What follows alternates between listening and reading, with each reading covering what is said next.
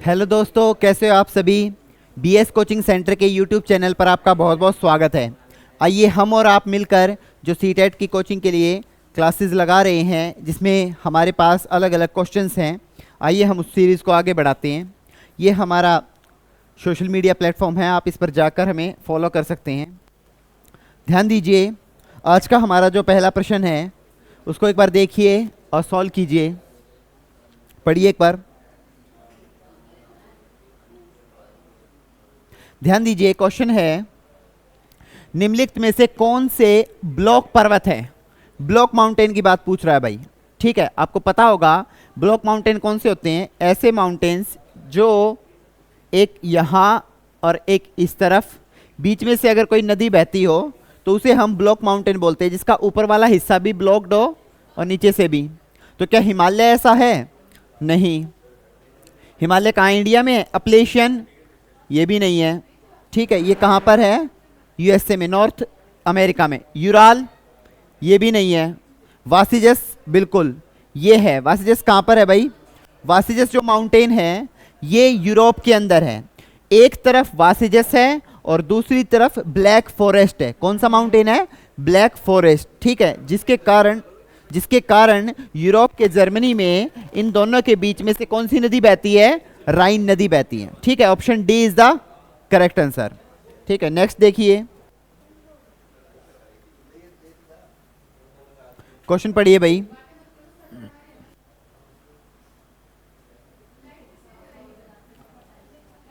ध्यान दीजिए, क्वेश्चन कथन और कारण वाला है। कथन एक कहता है, पृथ्वी पर हमें चंद्रमा का केवल एक ही भाग दिखाई देता है। सच बात है भाई ये। ठीक है, ये बात सच है कि एक ही भाग हमें दिखाई देता है, तो ये सही है। चंद्रमा पर पृथ्वी के चारों ओर लगभग 27 दिनों में घूमता है, ये भी बात सही है। और एक चक्कर पूरा करने में ठीक उतना ही समय लेता है। तो जिस दौरान हमारी अर्थ घूम रही है उसी दौरान साथ साथ क्या है? चंद्रमा घूम रहा है, जिसके कारण हो ये रहा है कि यहां से चंद्रमा और यहां से अर्थ ऐसे घूम रही है, तो चंद्रमा के पीछे वाला भाग हमें दिखाई नहीं देता। ठीक है, तो दोनों ही कथन एक दूसरे का स्पष्टीकरण कर रहे हैं। ठीक है, option A is the correct answer. Next देखिए भाई, ध्यान दीजिए।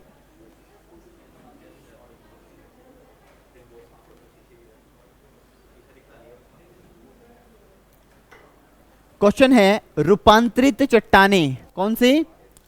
Metamorphic rocks. रूपांतरित चट्टानें कथन ए बी सी पर विचार करें और उनके उत्तर देने हैं। ध्यान दीजिए, इन्होंने कहा है जब आगन्य कौन सी होती है? इग्निशियस। और अवसादी कौन सी होती है? सेडिमेटरी रॉक्स। ठीक है, इग्निशियस और अवसादी चट्टानें गर्मी और दबाव के अधीन होती है। बिल्कुल, बहुत ज्यादा गर्मी होती है और बहुत ज्यादा प्रेशर होता है, तो वो रूपांतरित चट्टानों में बदल जाती है। सही बात है। ठीक है, ये बात सही है। अत्यधिक गर्मी और दबाव के अधीन, यानी कि बहुत ज़्यादा एक्सट्रीम लेवल पर गर्मी, प्रेशर हो जाता है और जो है गर्मी बढ़ जाती है, तो रूपांतरित चट्टानें पिघल कर क्या बन जाती है? मैग्मा में बदल जाती है। ये भी बात सच है।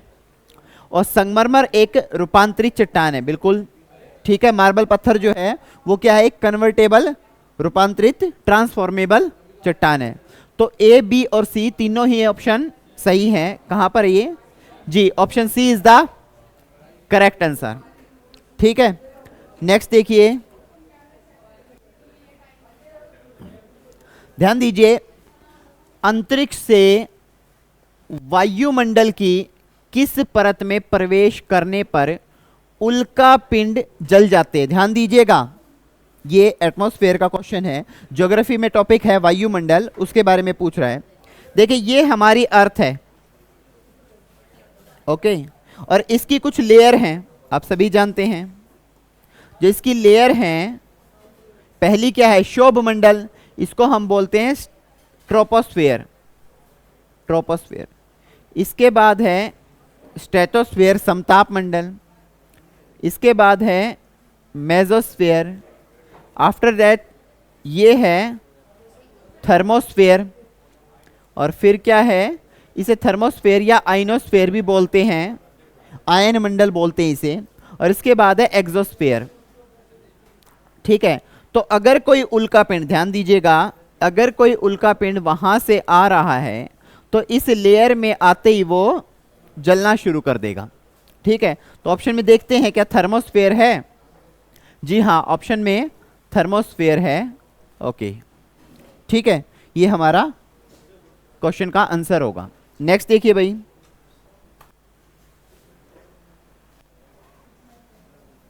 पढ़िए भाई क्वेश्चन क्या कह रहे हैं।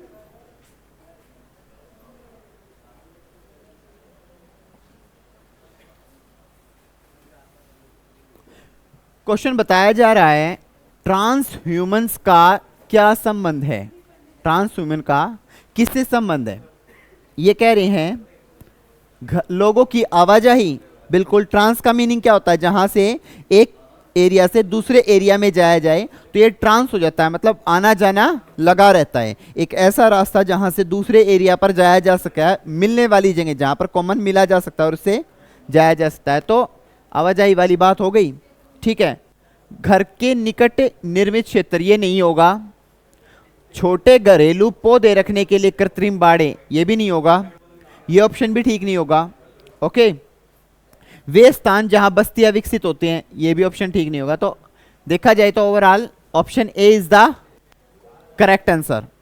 ठीक है, नेक्स्ट देखिए भाई,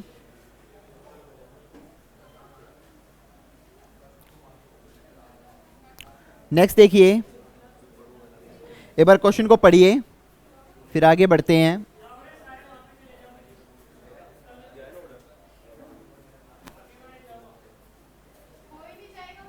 ध्यान दीजिए,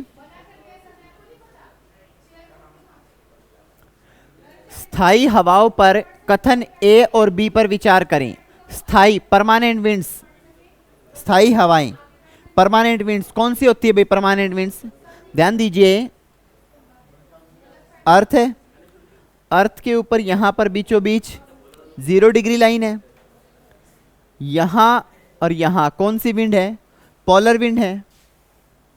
ये जो एरिया, ये कौन सा एरिया है भाई, अगर मैं इसकी बात करूं तो यहां पर गर्म हवाएं चलती हैं, और यहां पर जो हवाएं चलेंगी वो कौन सी होंगी, पछुआ पवनें होंगी। ठीक है, ये भी परमानेंट है, ये भी परमानेंट है, और यहां पर पोल पर चलने वाली हवाएं भी क्या होंगी, आपकी परमानेंट विंड्स होंगी। ठीक है, तो बेसिकली हम ये कह सकते हैं कि इस एरिया में गर्म हवा चलने वाली, यहां पर पछुआ पवनें और यहां पर ठंडी हवाएं, ये क्या है, सभी परमानेंट विंड है। क्वेश्चन कह रहा है, क्वेश्चन हमसे क्या कह रहा है कि स्थायी हवाओं पर विचार व्यक्त करना है। ये हवाएं पूरे वर्ष एक विशेष दिशा में लगातार चलती हैं, बिल्कुल सही बात है, नो डाउट। पछुआ हवाएं और पूर्वी हवाएं इन हवाओं के उदाहरण है, बिल्कुल अभी बताया मैंने। ठीक है, यहां से पूर्व की तरफ चलेंगी, यहां से ये पछुआ पवनें हैं, ये पूर्वी हवाएं। ठीक है, तो ऑप्शन ए और बी दोनों ही ठीक है, C option, option C is the correct answer. Next देखिए भाई, समझ आ रहा है ना, आप ध्यान दीजिए, नेक्स्ट क्वेश्चन पर ध्यान दीजिए।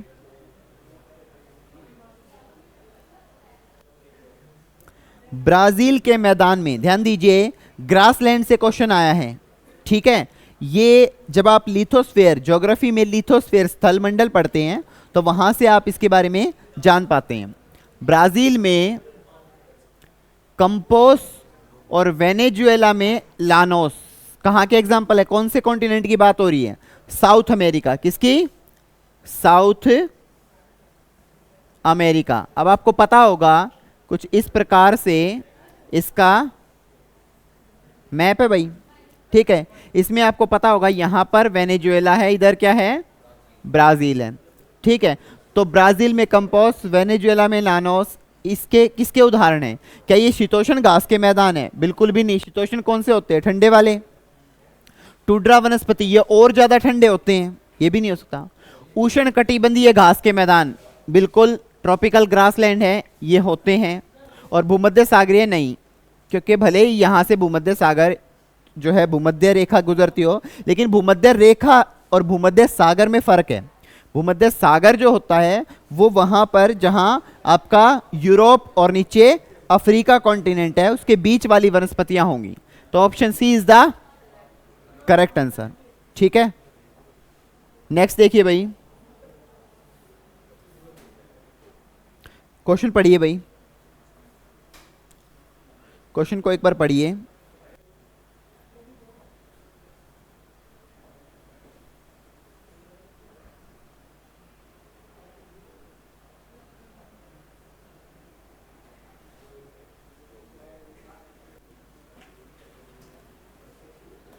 ध्यान दीजिए, क्वेश्चन कह रहा है जलवायु के बारे में, क्या कह रहा है भाई जलवायु के बारे में, कथन ए है और बी है, उस पर विचार करना है और सही उत्तर चुनना है।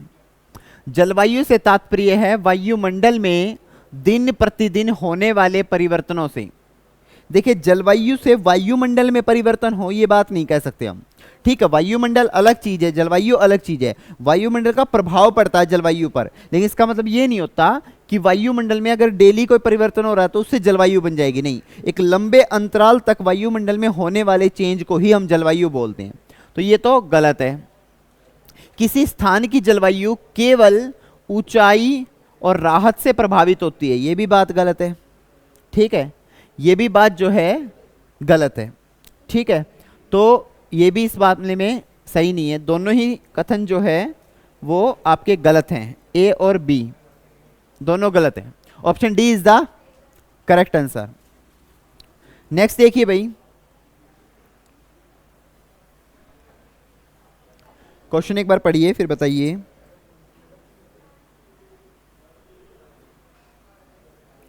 ध्यान दीजिए, दी गई विशेषताएं ए और बी से ऊर्जा के सोर्स की पहचान करें। पूछा गया है कि जो अभी फिलहाल ये ऑप्शंस दिए गए हैं इसके बेस पर ऊर्जा के विशेष सोर्स की पहचान करनी है। ये ऊर्जा का एक पारंपरिक सोर्स है। ओके, यानी कि इन चारों ऑप्शन में से जो चीज है वो पारंपरिक सोर्स है। और ऊर्जा का ये सोर्स तब निकलता है जब कच्चे तेल को सतह पर लाया जाता है, यानी कि जब कच्चे तेल को बाहर निकाला जाता है तब क्या है, हमें ये पारंपरिक सोर्स मिलेगा। तो पारंपरिक ऐसा सोर्स जिसको हम एक बार अगर निकल जाए तो उसको दोबारा से रिन्यूएबल करने में बहुत टाइम लगे। ठीक है, दोबारा हम उसे नहीं पा सकते, तो उसको हम प्राकृतिक गैस कहेंगे। क्या है ऑप्शन में? प्राकृतिक गैस। बायोगैस नहीं, भूतापीय गैस नहीं, मोम भी नहीं, प्राकृतिक gas is the right answer. Okay, ठीक है, चलिए नेक्स्ट देखिए। बड़ा इंपॉर्टेंट क्वेश्चन है भाई, ध्यान दीजिए, बहुत ज्यादा इंपॉर्टेंट क्वेश्चन है, ध्यान दीजिए। भारत का अनुसंधान केंद्र मैत्री कहां पर स्थित है? पहली बात तो ये जितने भी अनुसंधान केंद्र हैं, ठीक है, इसमें ध्यान देने वाली बात ये है कि भारत का एक अनुसंधान केंद्र है, वो किसी दूसरे देश पर है, तो जाहिर सी बात है वो इंपॉर्टेंट होगा।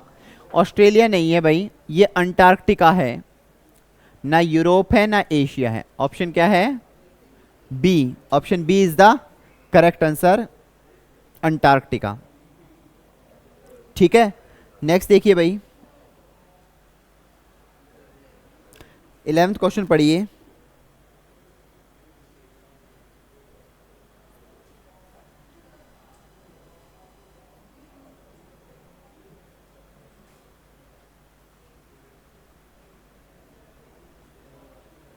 ध्यान दीजिए, क्वेश्चन है खनिजों के लिए निम्नलिखित में से कौन सा सत्य नहीं है? कौन सी चीज है जो सत्य नहीं है? ठीक है, वे प्राकृतिक रूप से पाए जाने वाले पदार्थ हैं। सच बात है भाई, नेचुरली फाइंड आउट होंगे वो। इनका रासायनिक संगठन निश्चित होता है, बिल्कुल, इनका जो कंपोजिशन होगा वो निश्चित होगा, डेफिनेट होगा। इसका निर्माण विभिन्न प्रकार के भूवैज्ञानिक वातावरणों में होता है। ये भी बात सही है, ऑप्शन डी लगेगा। फिर डी क्या कह रहा है, सभी खनिज अधात्विक होते हैं। नहीं भाई, ये गलत है। ठीक है, सभी खनिज अधात्विक नहीं होते, ये धात्विक भी होते हैं, और इनको जो है इनमें से बहुत सारे ऐसे भी होंगे जो अधात्विक भी होंगे। ठीक है, तो option D is the correct answer. Next देखिए भाई, नेक्स्ट देखिए, पढ़िए एक बार क्वेश्चन को।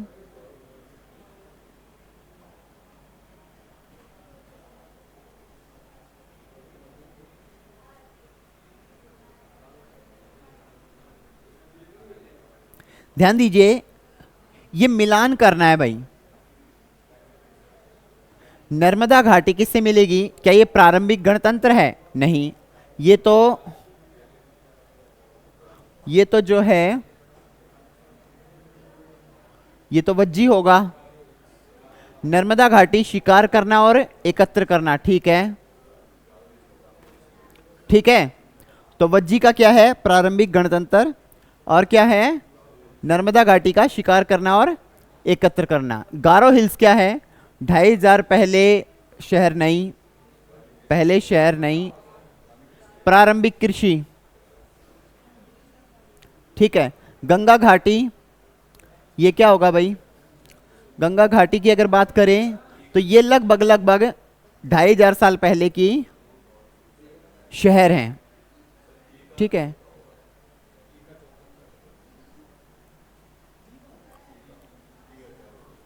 एक सेकंड रुकिए।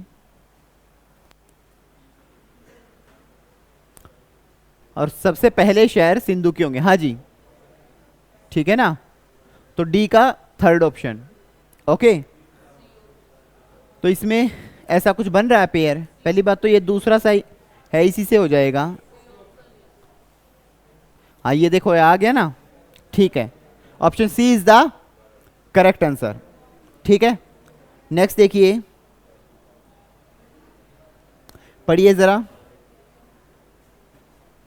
पढ़िए जरा एक बार।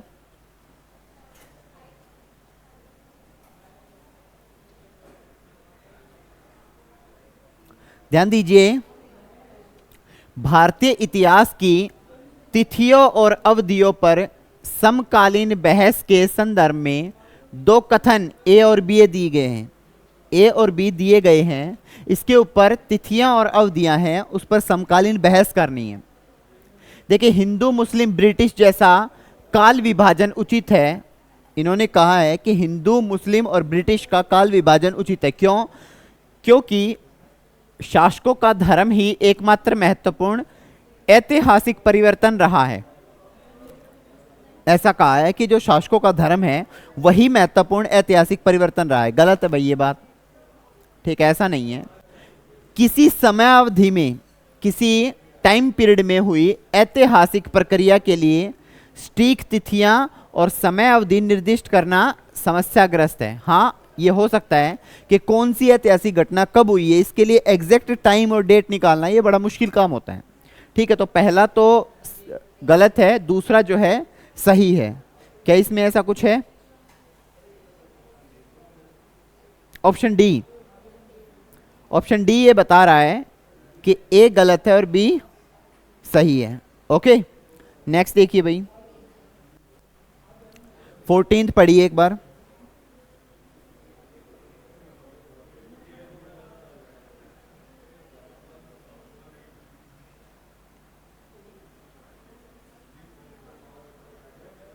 ध्यान दीजिए,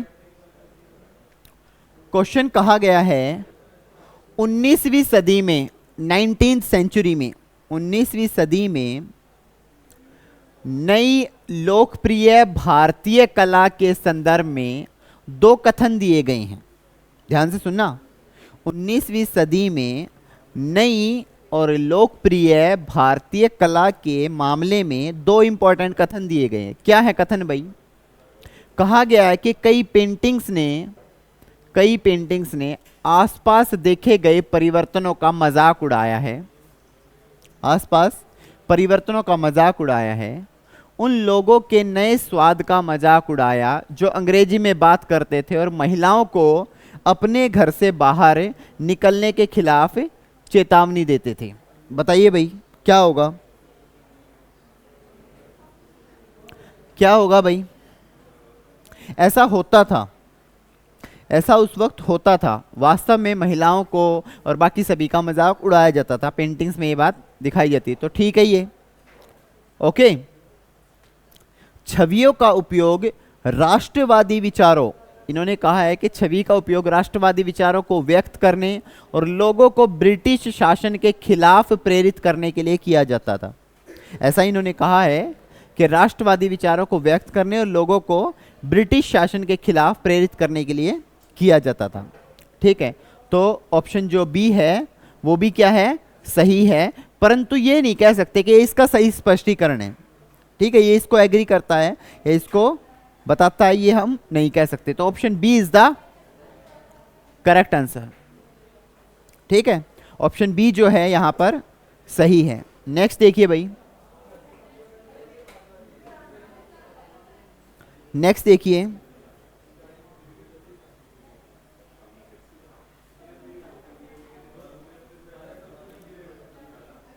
क्वेश्चन पढ़िए और फिर बताइए। देखिए क्वेश्चन है, भारत में प्रारंभिक मनुष्यों को, भारत में प्रारंभिक मनुष्यों को समझने के लिए निम्नलिखित में से किसको प्राथमिक सोर्स माना जा सकता है? किसको हम ये कहें कि भाई ये प्राथमिक सोर्स है? ठीक है, कांगड़ा शैली चित्रकला नहीं, ये प्राथमिक नहीं है भाई। गिरनार शैली ये भी प्राथमिक नहीं है, गिरनार, क्योंकि अशोक के टाइम पीरियड की बात है। पदशाह नामा ये तो और भी लेट हो गया, ये तो लेट पीरियड हो गया अकबर के टाइम के बाद, मतलब मुगल सल्तनत और मध्यकालीन भारत से। मध्य प्रदेश के शैल चित्र ये हो सकता है। इसमें मेन नाम है आपका भीम बेटका, क्या कहोगे? भीम बेटका, मध्य प्रदेश की भीम बेटका चित्र शैली का आप इसमें नाम लिखोगे। ये देखिए ये जो चित्र बने हुए हैं ना, इस प्रकार से प्रारंभिक काल में, खास तौर से आप ये कह सकते हो कि ये टाइम पीरियड है नवपाषाण काल का, नियोलिथिक पीरियड का। नवपाषाण काल में और उसके बाद धीरे धीरे जब चालकोलिथिक टाइम पीरियड आया तो उस वक्त क्या है, ये इस तरह के पत्थर देखने को मिलते हैं और उसमें अलग अलग प्रकार से काम किया जाता है। ठीक है, नेक्स्ट देखिए भाई,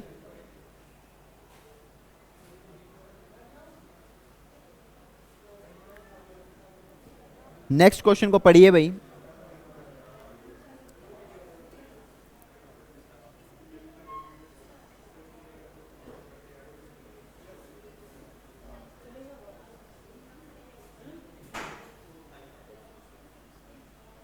ध्यान दीजिए, क्वेश्चन क्या कह रहा है?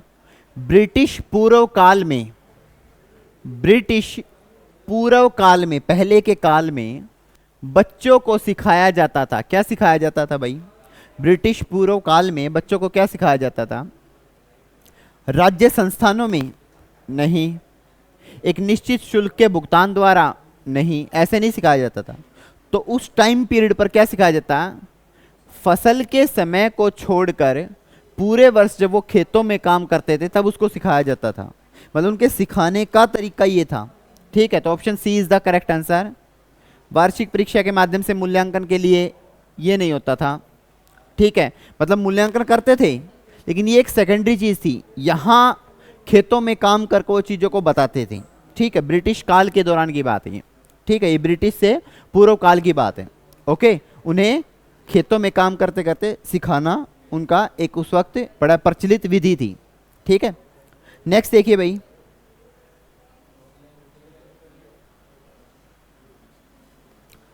पढ़िए भाई।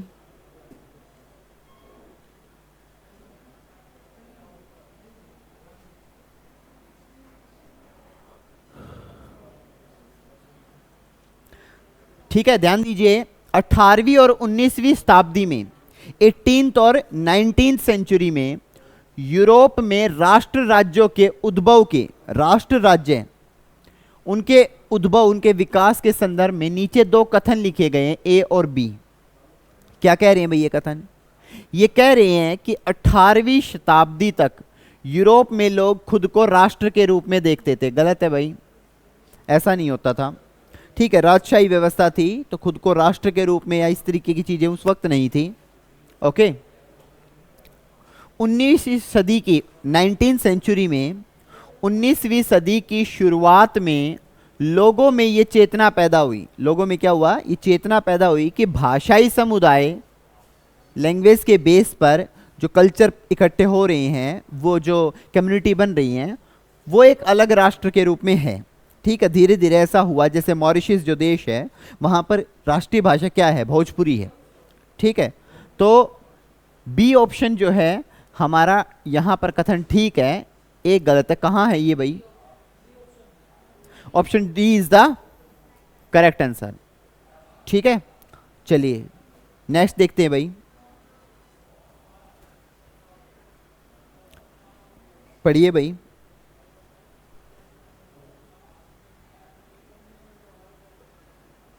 BCE स्टैंड्स फॉर, अक्सर आपने देखा होगा ना हिस्ट्री में, आपने यह ध्यान दिया होगा, हिस्ट्री में एक टाइमलाइन होती है। जैसे मान लीजिए ये 0 है, आज की अगर हम बात करें तो 2024 है। इससे पहले कभी 2023 भी था, 2015 भी था, 2000 भी था, 1000 भी था, 500 भी था, और फिर ऐसे 0 भी हुआ होगा। और इससे पहले जो है 100, फिर 500, फिर 1000, फिर 2500, वैसे ही 10,000।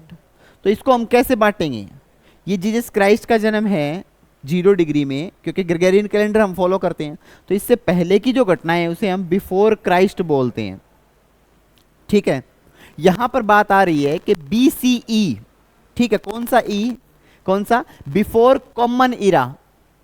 ठीक है, कौन सा, बिफोर कॉमन इरा, ये कॉमन इरा माना जाता है। ठीक है, तो इसमें सामान्य युग से पहले वाला जो ऑप्शन है उसको हम कहेंगे। ठीक है, नेक्स्ट देखिए भाई, नेक्स्ट देखिए,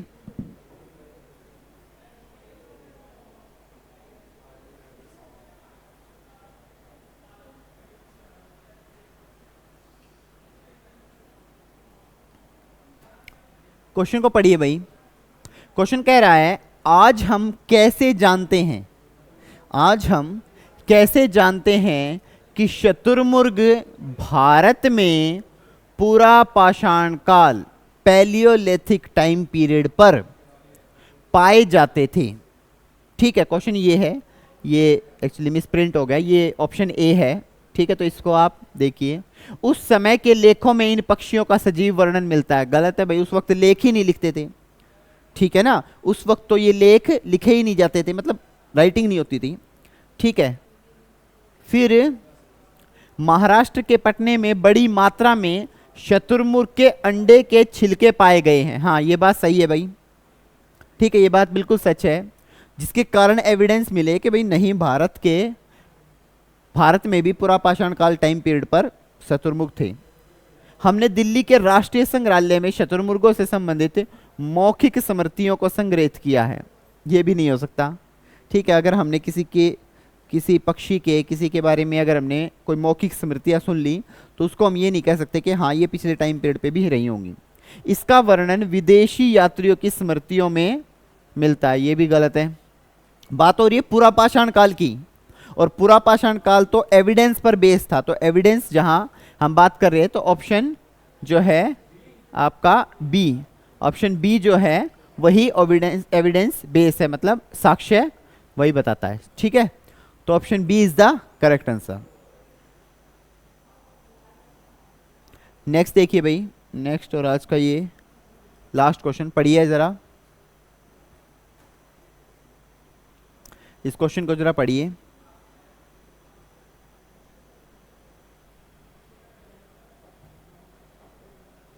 क्वेश्चन कह रहा है, हड़प्पा सभ्यता का, इंडस वैली सिविलाइजेशन का अंत कैसे हुआ।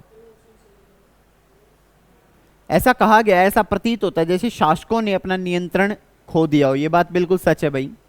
ठीक है, तो ए ऑप्शन तो है ही, इसमें नहीं है, इसको कट कर दो। ठीक है, क्षेत्र में वनों की कटाई हो सकती है। अगर वनों की कटाई हो रही है तो उससे क्या प्रभाव पड़ेगा, इसको होल्ड पे रखते हैं। सभ्यता के पूरे क्षेत्र में बाढ़ आ गई हो, इसकी संभावना बहुत ज्यादा दिखाई गई है, तो ये भी ऑप्शन ठीक है। और संभवतः नदियां सूख गई थी, ये भी बात सही है। लेकिन कहीं ना कहीं देखा जाए तो नदियां सूख जाना जो है वो किस पर निर्भर करता है? अगर कटाई ज्यादा हो रही है, ध्यान देना, अगर वनों की कटाई ज्यादा हो रही है तो मेघ कहां से बरसेंगे? ठीक है, तो सीधी सी बात है, नदियां सूखेंगी।